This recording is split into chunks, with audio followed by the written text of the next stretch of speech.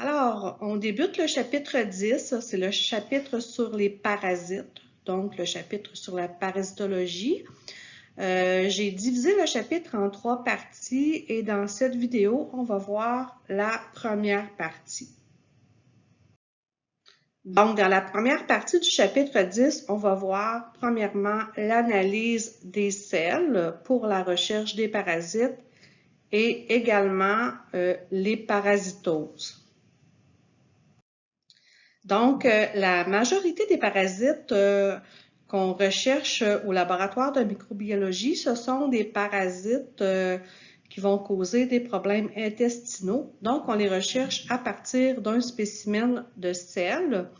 Et les différentes étapes de l'analyse, premièrement, le prélèvement du spécimen de sel, l'examen macroscopique, l'examen microscopique sur une selle fraîche, la fixation de la selle, la technique de concentration, l'examen microscopique sur une selle fixée et enfin les colorations pour observer les parasites au microscope. Alors, au niveau du prélèvement du spécimen de sel, ça nécessite 2 à 3 prélèvements qui vont être faits à intervalles de 2 à 3 jours. La raison pour ça, c'est qu'on ne va pas tout le temps retrouver les parasites à chaque émission de sel. Donc, pour être certain de retrouver les parasites, on va demander aux patients de faire plusieurs prélèvements. Donc, selon les protocoles, c'est de 2 à 3 à intervalles de 2 à 3 jours. La quantité requise, ça va dépendre de l'état de la selle. Les selles formées, donc les selles solides, on va demander aux patients de mettre 20 à 40 grammes de sel dans le milieu de conservation ou le milieu de prélèvement. Ça, c'est environ la taille d'une noix. Et si les selles sont liquides, on va demander aux patients de récupérer 5 à 6 cuillères à table de sel liquide. Et en plus, il faut éviter que la selle soit en contact avec l'eau ou avec l'urine. Ça veut dire que le patient ne peut pas récupérer la selle dans la toilette. Donc, des techniques qui permettent de récupérer la selle, on leur demande de mettre une pellicule plastique dans la toilette, carrément, là, entre le siège et la cuvette pour récupérer la partie de sel dont on a besoin. Et il faut aussi savoir qu'il y a des éléments qui peuvent interférer avec l'analyse. Donc, tous les médicaments, soit les antidiarrhéiques, des antibiotiques, des antiacides, des laxatifs, ça peut interférer avec l'analyse. Donc, il faut faire le prélèvement avant l'analyse. On parle aussi du sulfate de barium. Les patients qui ont des problèmes intestinaux vont devoir faire un test qu'on appelle le test par lavement barité. Dans ce cas-ci, il faut prélever la selle avant le test parce que le barium, donc le sulfate de barium, peut interférer avec les résultats du test.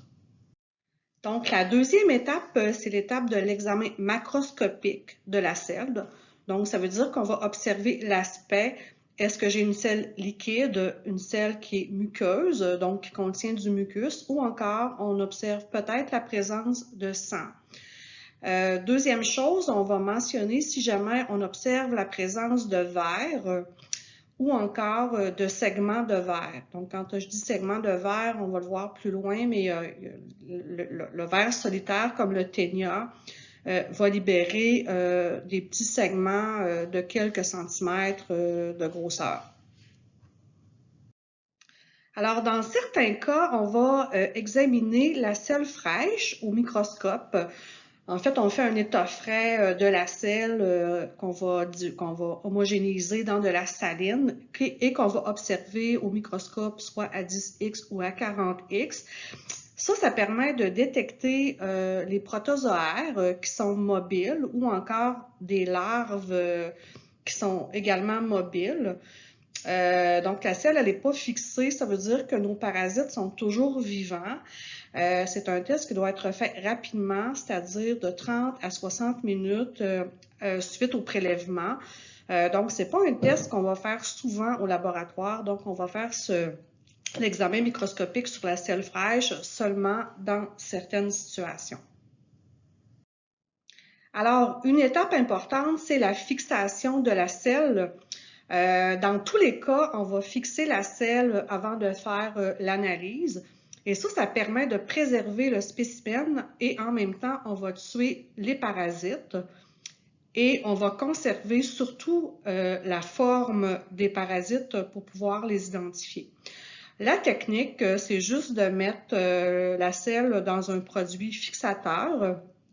Tous les produits sont à base de formol. Donc, si on fait la recette maison, on va faire une solution de formol à 10%. En général, on va acheter un milieu commercial comme le SAF. Donc, le SAF, ça veut dire sodium acétate formol.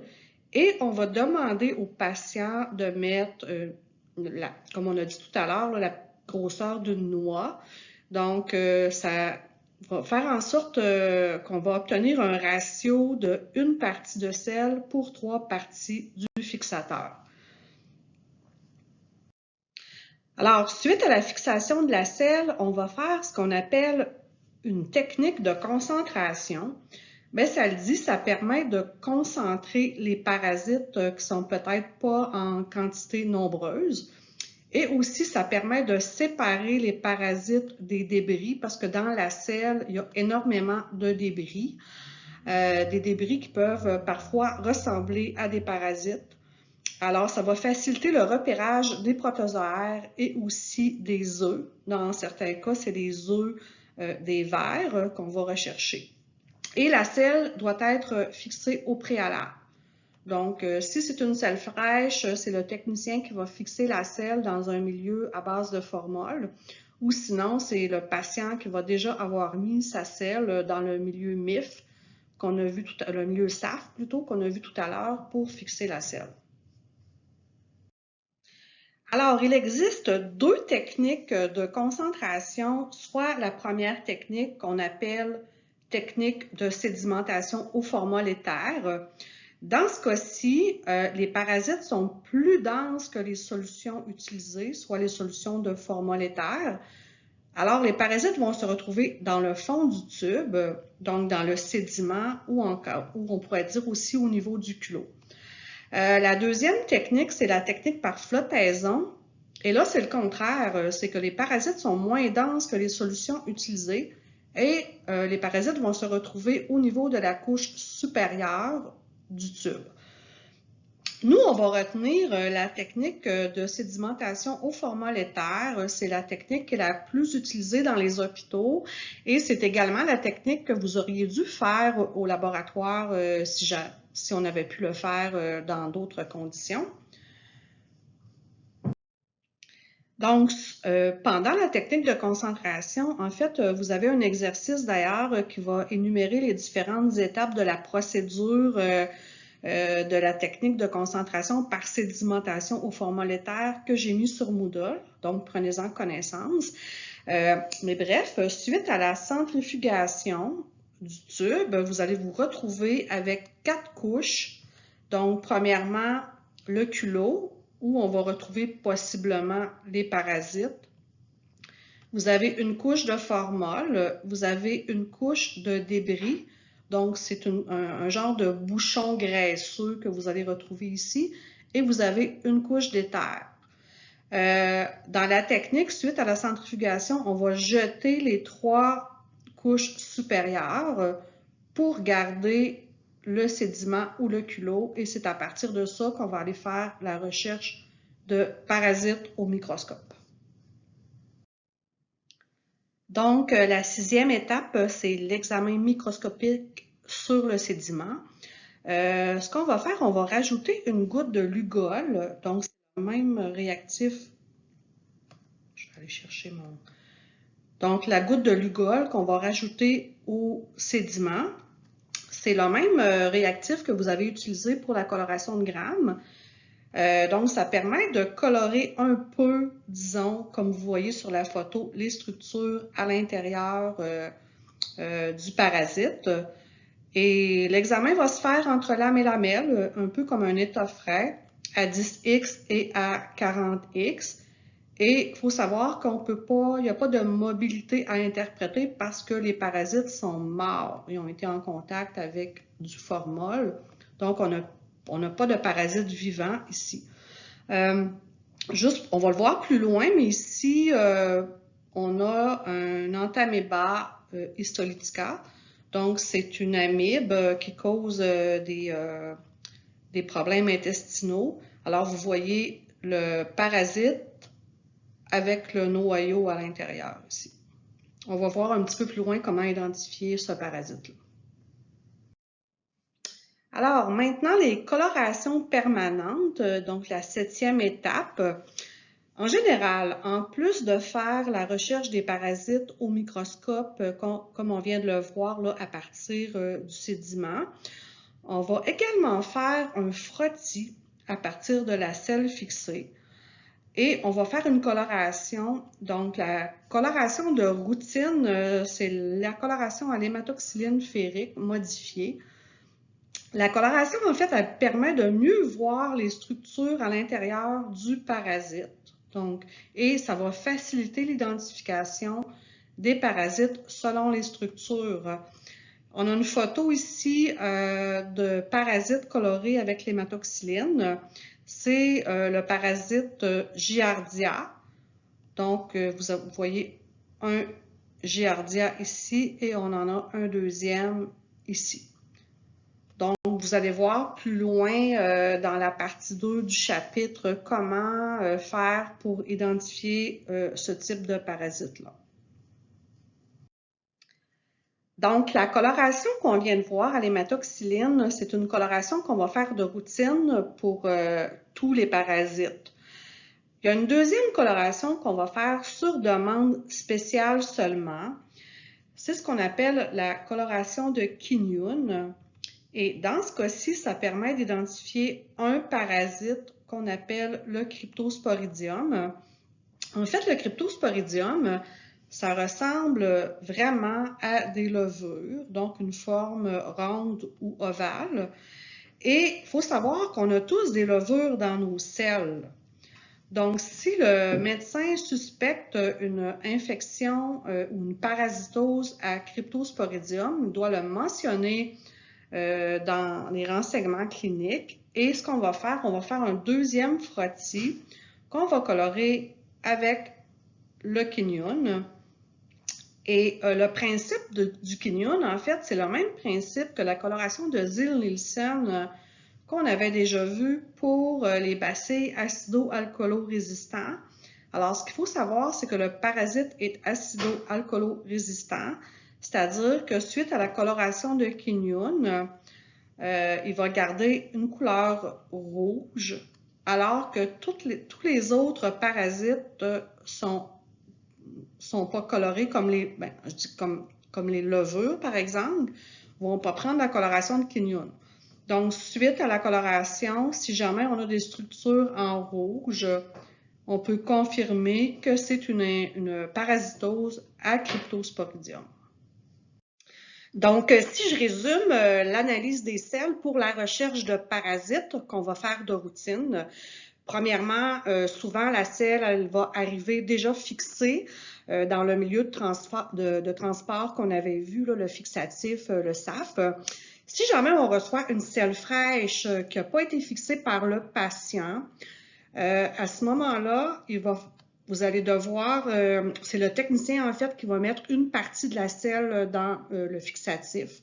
Le plus rapidement possible, si c'est pas possible de le faire à la réception du spécimen, il faut conserver la selle fraîche au frigo, donc à 4 degrés Celsius, pendant un maximum de 24 heures.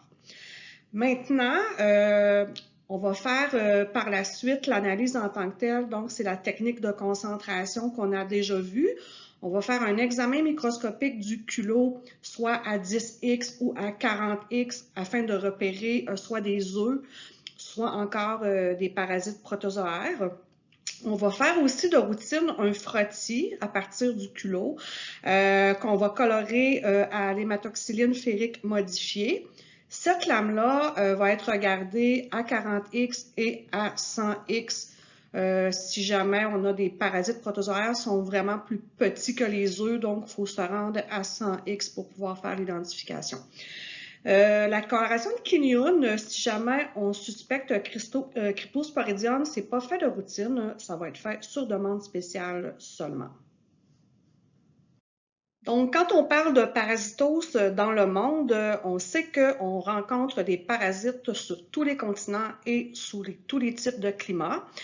Il y en a certains, en fait, il y en a de nombreux qui vivent en région tropicale et en région subtropicale. Et on dit que certains sont cosmopolites, ça veut dire qu'on les retrouve partout dans le monde, donc sous tous les climats. Alors, au Québec, les parasitoses sont super bien contrôlées parce qu'on applique des mesures sanitaires rigoureuses et efficaces. Par exemple, les viandes qui sont des grands vecteurs de parasites sont inspectées par le MAPAC. Donc, je crois que c'est le ministère de l'Alimentation, des Pêcheries et vous me perdez un peu. Bref, le MAPAC s'occupe d'inspecter les viandes et aussi la chloration de notre eau de consommation. Donc, toutes ces mesures-là, ça fait en sorte qu'il n'y a pas tant de parasitose au Québec. Il y en a quand même quelques-unes, on va les voir dans la prochaine diapo. Alors, les parasitoses au Québec, il y a 4 sources principales de contamination, soit premièrement l'eau contaminée, donc l'eau des rivières. Donc, j'ai mis un exemple qu'on rencontre fréquemment, c'est le parasite Giardia lamblia qui va causer des problèmes intestinaux qu'on va retrouver à l'occasion dans l'eau des rivières. Ensuite, l'ingestion soit de viande ou de poisson qui proviendrait de la chasse ou de la pêche. Donc, ces produits-là ne sont pas inspectés évidemment par le MAPAC. Et dans ce cas-ci, c'est si on les consomme crus ou non cuites ou cuisson insuffisante, parce que la cuisson, en général, ça va détruire les parasites.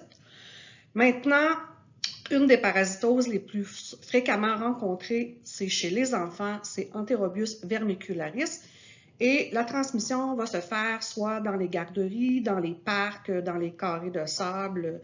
On va voir un peu plus tard que les œufs de ce parasite-là se retrouvent sur les mains des enfants. Les enfants vont jouer, donc les parasites se retrouvent sur les jouets. Donc la transmission se fait vraiment facilement. La quatrième source de contamination, c'est les selles, donc les excréments de nos animaux de compagnie. Le meilleur exemple, c'est le toxoplasma chez le chat. Alors, dernière chose concernant les parasitoses au Québec, c'est souvent des gens qui vont revenir de voyage, donc qui reviennent de pays tropicaux, entre autres. Alors, si un patient consulte pour des problèmes gastro-intestinaux, le médecin doit inscrire le pays visité sur la demande d'analyse dans les renseignements cliniques. Ça peut nous aider à faire l'identification du ou des parasites qui sont présents. Alors ça termine la première partie du chapitre sur les parasites. La deuxième partie, ça va être à voir la semaine prochaine.